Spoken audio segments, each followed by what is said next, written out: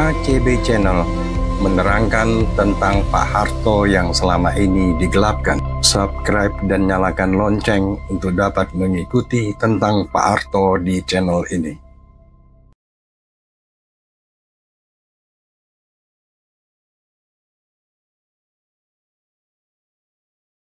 Masih menyimpan banyak cerita. Nah, cerita itu terangkum dalam buku berjudul Pak Harto The Untold Stories yang bukunya adalah yang dipegang oleh Andini ini dan diluncurkan kemarin untuk mengenang 90 tahun Soeharto, mantan Presiden Republik Indonesia. Ya, buku Pak Harto The Untold Stories mengisahkan perjalanan Soeharto semasa menjabat sebagai Presiden Republik Indonesia. Berbagai kegiatan yang dilakukan Soeharto semasa hidupnya tampil dalam buku ini. Berbagai pandangan dan juga komentar mengenai Soeharto di mata banyak orang juga disampaikan dalam buku tersebut. Setiap kerabat memiliki kenangan yang berbeda-beda akan sosok Soeharto. Banyak orang yang masih merindukan sosok kepemimpinannya pada masa sekarang. Buku Pak Harto, The Untold Stories ini diluncurkan di Museum Purna Bakti Pertiwi, Taman Mini Indonesia Indah, dan dihadiri sejumlah keluarga dan tokoh.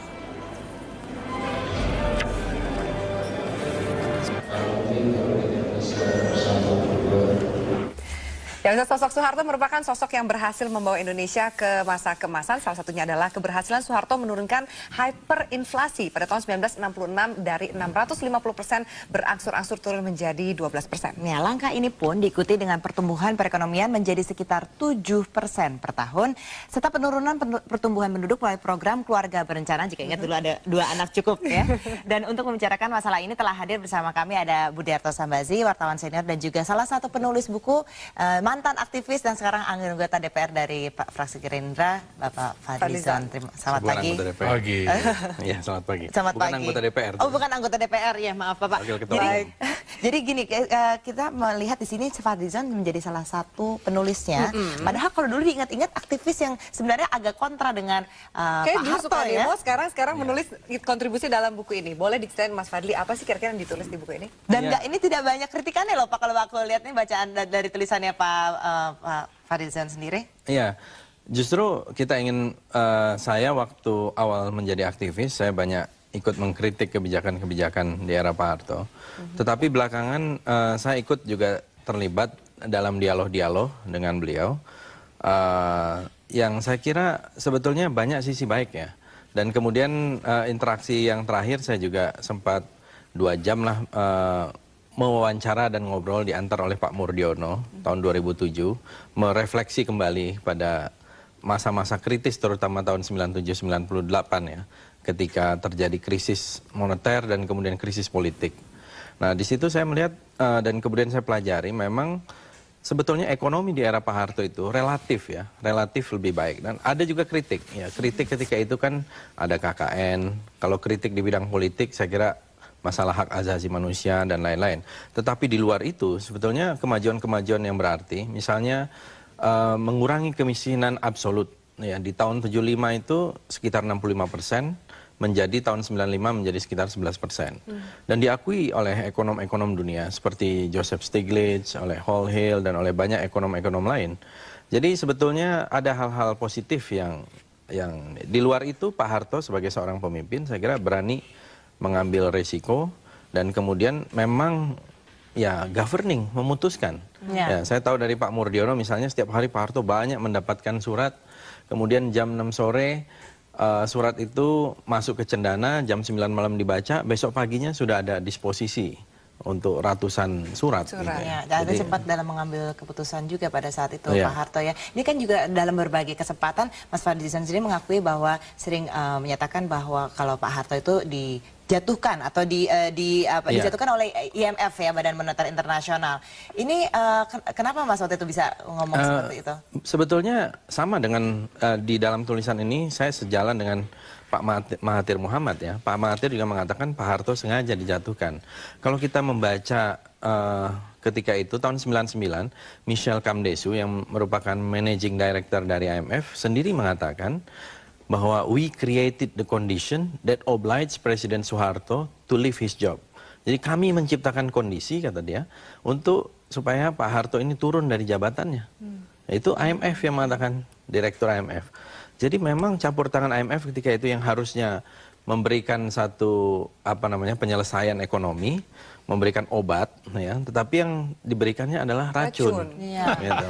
Dan mungkin Mas Budiarto juga pernah ingat ya, waktu itu terakhir kali 98 sebelum lengser, Pak Harto pernah diwawancara oleh Time Magazine yang juga menyatakan bahwa IMF memang ini memang jadi sumber keterpurukan ekonomi pada saat itu, kalau tidak salah, kepada pemimpin-pemimpin agama deh, tokoh-tokoh agama 9 orang pada saat 98 itu. Memang itu bisa dikatakan awal mulanya turun lengsernya Pak Harto sendiri? Oh iya, tapi kan kadang-kadang IMF ini kan mau lebay juga, Iya. mau seolah-olah Sampai sekarang kayak juga masih hebat, lebay. kelihatannya berperan, ya, kelihatannya bisa mendongkel pemerintah.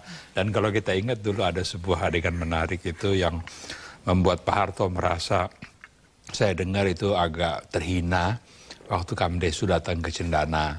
Ada foto bagus itu Pak Harto tanda tangan MOU. Ya. IMF masih presiden, terus dia lagi tanda tangan membungkuk begini meja, terus Kamdesu begini. Ya, berkaca Ya, pinggang. jadi kelihatannya Ya, benar. dia tuh seperti penguasa kolonial baru, ya, penjajah, ya, yang menaklukkan pemimpin negara yang dijajah, kan kira-kira Iya, gitu kan. iya, iya. Jadi, dan kalau kita lihat pada tahun-tahun itu, sebetulnya IMF mengalami krisis Iya. juga. Karena di Korea, di Thailand yang juga terkena imbas krisis sedikit banyak, ya, kita yang paling parah, ya, IMF habis dikecam, dianggap sebagai biang kerok penyebab krisis. Makanya ini pertanyaannya sebetulnya kembali ke rezim sekarang, ya.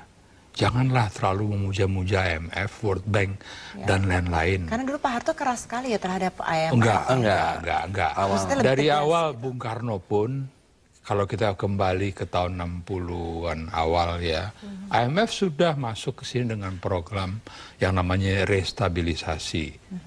Dalam proses perundingan, memang kelihatan IMF itu selalu mendiktekan Apa yang kehendak. mereka Ya, waktu itu kalau nggak salah, Bung Karno dipaksa untuk mengubah undang-undang migas menjadi kontrak karya yang kita kenal. Ya. Kemudian, ya, dan itu sebetulnya tekanan politik.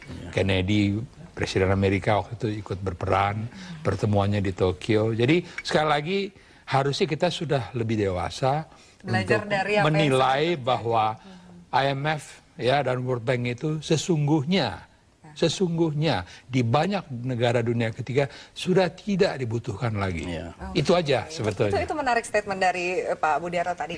Namun juga saya mau tanyakan, ada survei yang menyatakan banyak orang merindukan kepemimpinan Soeharto. Apakah itu benar? Nanti kita akan bahas usai jeda berikut ini. Kami akan segera kembali, pemirsa. Silakan berpartisipasi, telepon ke 021583022 sesaat lagi.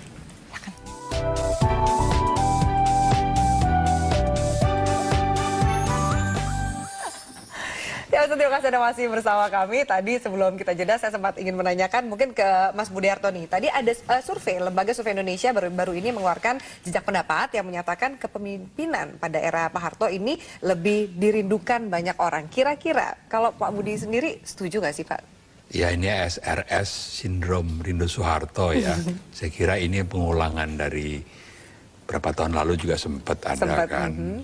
Ada presiden 2 atau 3 terakhir ini, 4 bahkan yang sekarang yang menggantikan dianggap semuanya tidak sesukses Pak Harto. Itu pasti. Ukurannya juga jelas kan sebenarnya, ya.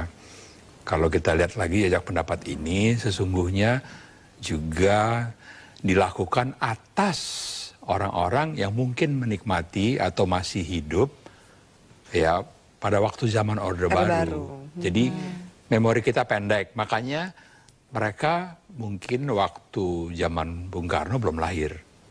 Oleh sebab itu kan Bung Karno kan cuma 9% ya. Terpaut jauh di bawah Pak Harto. Jadi biasalah ini jajak pendapat, survei is survei.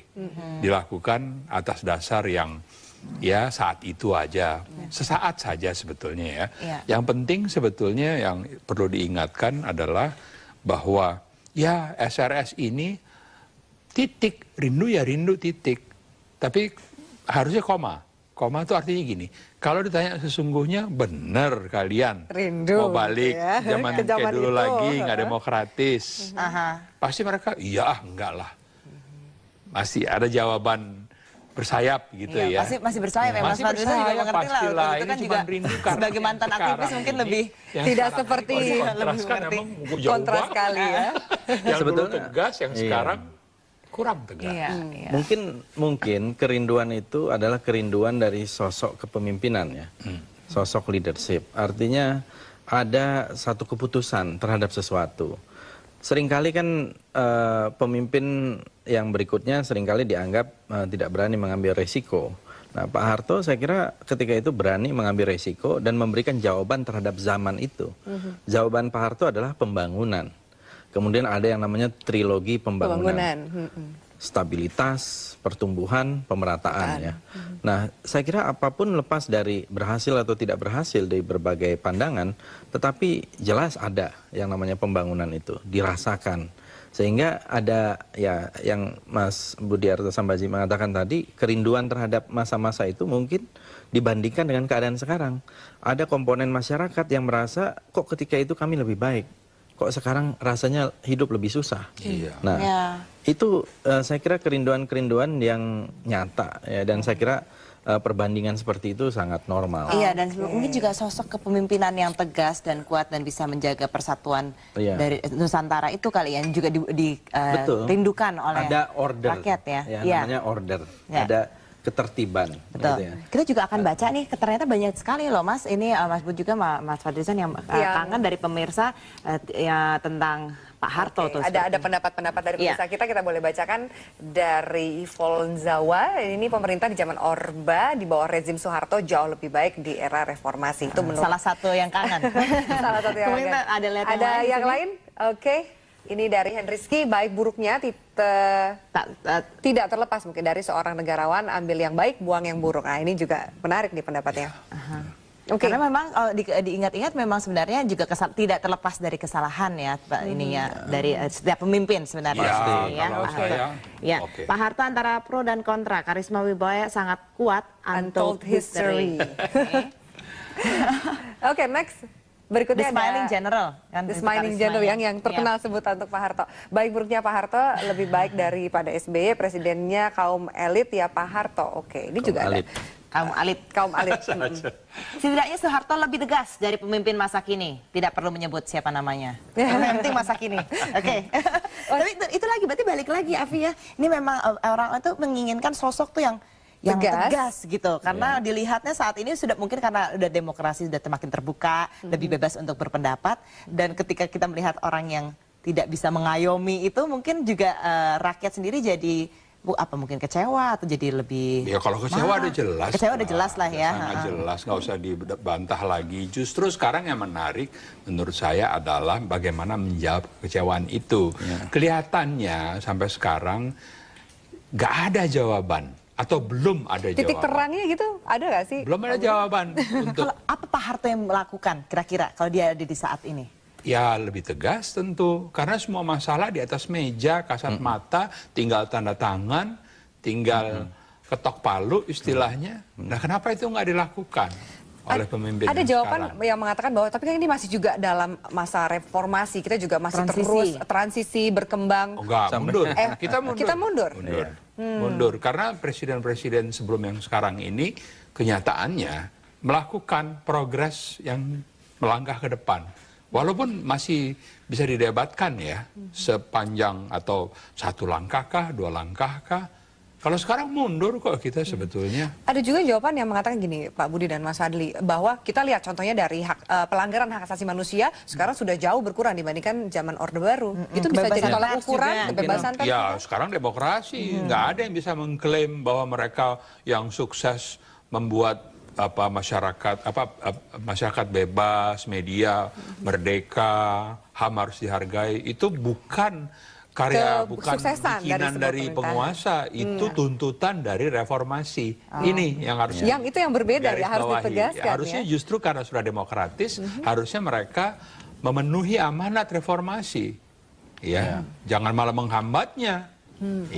Saya kira di sisi lain juga kalau kita lihat era reformasi ini bisa dikatakan ada keberhasilan di bidang politik ya, kebebasan. Tapi di sisi lain ada kemunduran di bidang ekonomi. Ya, ekonomi kita semakin liberal, semakin bebas, semakin kapitalistik. Yang kuat semakin kuat, yang lemah semakin lemah. Kemudian ada ketergantungan kepada asing.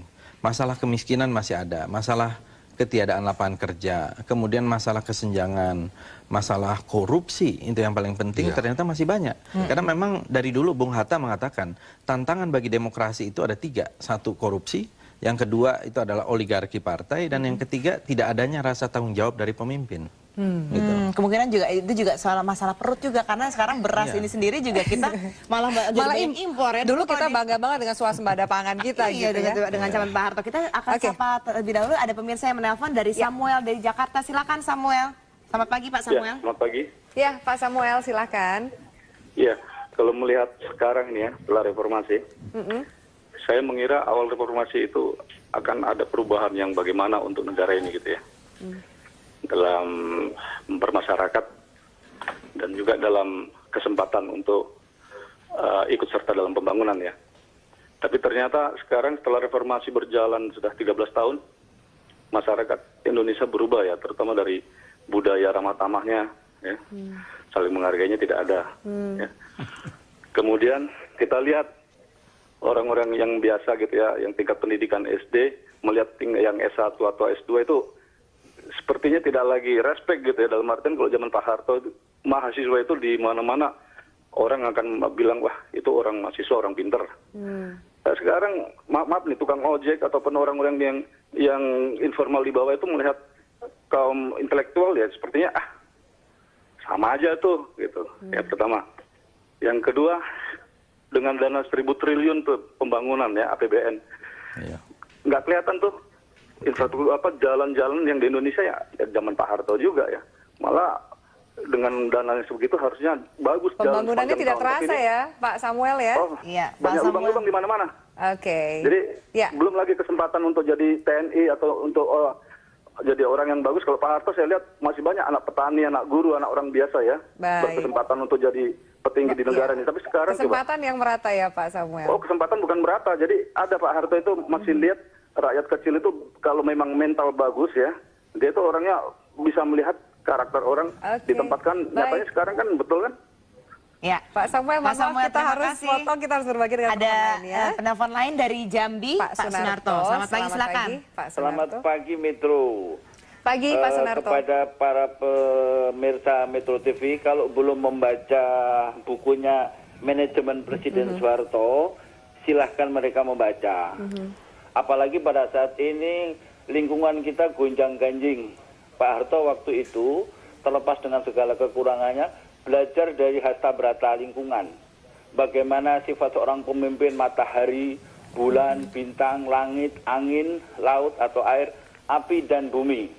Saya rasa semua pemimpin kalau bisa memahami hasta brata yang ada kaitannya dengan lingkungan, saya amat sangat yakin pemimpin tersebut akan diterima semua pihak. Jauh dari korupsi. Kepada yang belum membaca silakan mencari di perpustakaan. Di situ kita bisa belajar manajemen Presiden Soeharto. Terima kasih banyak Pak Sunarto. Terima kasih Pak Sunarto. Kita akan kembali sesaat lagi. Kita juga akan berbagi foto-foto di sini. Ada foto-foto yang menarik tentang hidup Pak Harto ya selama menjabat maupun dari masa lalunya juga. Tapi setelah jeda pariwara berikut tetaplah bersama kami.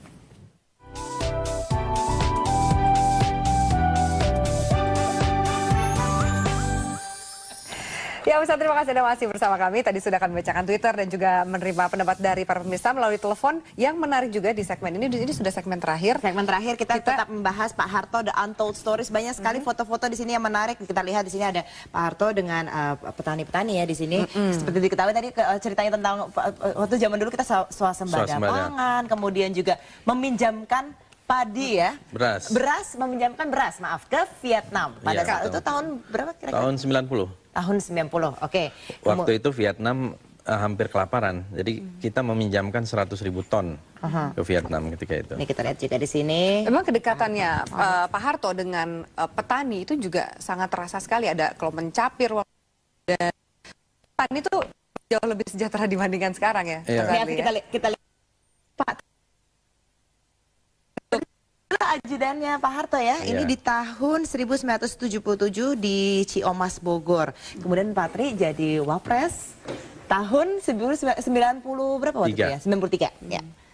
93. Terus kita lihat lagi di sini. Selain itu juga di buku ini menarik adalah tulisan-tulisan tidak hanya dari tokoh-tokoh nasional tapi juga internasional. Nah, ini foto yang bagus sekali. Dua Gemini. Ini 6 Juni, lahirannya 6 Juni, lahiran 8 Juni. Ini kemarin 6 Juni 110 tahun. Ya ini 90 tahun. Pemimpin pertama Indonesia itu dipimpin oleh Gemini, laki-laki Gemini. Oke, kemudian juga di sini kita lihat ada Pak Harto. Ini Ronald Reagan. Di sini ini di Bali terlihatnya. Ya, Ronald Reagan datangnya ke Bali nggak Jakarta. Tahun 86. Ya, ini sambil melihat tari pendet. Iya, kalau di buku ini ada Lee Kuan Yew, ada kemudian ada Mahathir Muhammad, Fidel Ramos, ada Hasan Al-Bolkiah. Ini kan orang-orang yang memang sangat dekat dengan Pak Harto, karena pada saat waktu beliau dirawat di RSPP, saya sempat di sana. Mereka ini datang hanya mungkin ada yang kedua kali karena kedekatan itu sampai ke Astana Giribangun juga. Mas Bud, apa ingatan Anda tentang kedekatan Pak Harto dengan pemimpin-pemimpin negara tersebut? Apakah dia memang sebegitu berpengaruhnya di Asia Tenggara atau di mungkin kiprah regional dan internasional ya. Indonesia kan pendiri gerakan non-blok ya. Itu dilakukan oleh Bung Karno tahun 55 kan ya. KTT non-blok pertama. Nah, Pak Harto itu meneruskan atau melanjutkan kepemimpinan Indonesia. Saya cerita dulu tahun 82 tahun kedua jadi wartawan, tiba-tiba saya diminta meliput kedatangan beberapa jenderal Argentina. Waktu itu perang Malvinas, ya. Lalu memang nggak ada press conference, tapi kita mendapat info wartawan waktu itu, Pak Harto meminjamkan rudal Exocet yang harganya mahal ke Argentina, anggota non-blok. Ini perangi itu Inggris, itu baru politik luar negeri. Tahun 91, perang Teluk pertama, Saddam Hussein masuk ke, tapi terus diserbu Amerika, ya diperangi ya, nggak sampai di. Pak Harto membantu juga Irak, berikan seragam militer, boots, kalau nggak salah ada helikopter juga dipinjamkan, walaupun bukan fungsi militer ya, cuma transportasi biasa ya.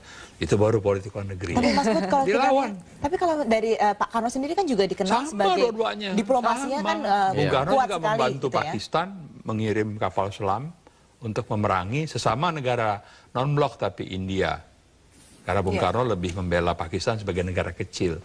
Nah, Pak Harto itu waktu lama, dalam kurun waktu yang lama, ingat nggak suka ada dua orang yang suka mondar-mandir, Nelson Mandela dan Yasser Arafat. Rutin. Itu dibantu. Ini dikasih dana perangi Israel, dikasih dana perangi apartheid. Itu politik luar negeri. Kalau yang sekarang jadi gimana? kita negara kita waktu itu waduh ini sangat bergigi sekali gitu ya, Pak Budi. Gimana Mas Fadi? Kenapa sekarang kita melempem ya di mata internasional? Mungkin ya itu sangat tergantung pada orang ya, pada figur. Nah, saya kira dalam hal-hal tertentu cara berpikir Pak Harto itu kan sederhana dan menggunakan akal sehat ya. Dan Pak Harto itu betul-betul melaksanakan politik luar negeri bebas aktif. Jadi bottom line atau paling tidak semua landasannya itu adalah kepentingan nasional. Adakah kepentingan nasional kita di situ? Dan kalau kita lihat yang Mas Bas tadi katakan, di Afrika Selatan sampai Nelson Mandela itu memakai batik kan kemana-mana. Itu satu penghargaan dari satu diplomasi kebudayaan juga yang dilancarkan. Jadi banyak selain ASEAN saya kira di OKI, kemudian juga di beberapa gerakan non-blok ya saya kira sangat disegani ya, sehingga saya kira pemimpin-pemimpin di ASEAN seperti Pak Mahathir, Pak Lee Kuan Yew, Hasan Al-Bolkiah maupun Ramos di dalam buku ini memberikan apresiasi yang luar biasa.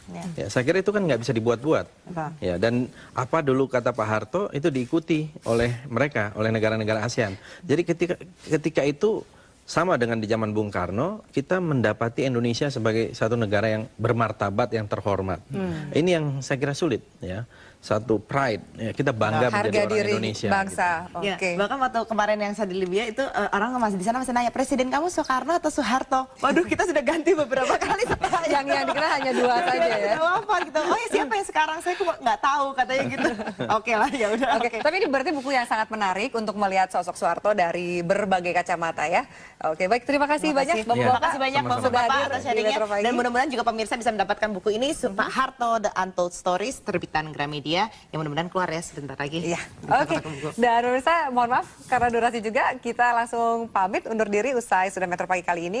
Atas nama seluruh tim yang bertugas, kami mengucapkan terima kasih atas atensi Anda. Dan seperti biasa kita ikuti berita dari Mahkamah Konstitusi atas nama seluruh kerabat kerja. Saya Andini Effendi mewakili Prita Laura dan juga Hariman Halid mengucapkan terima kasih atas kebersamaan Anda. Sampai jumpa.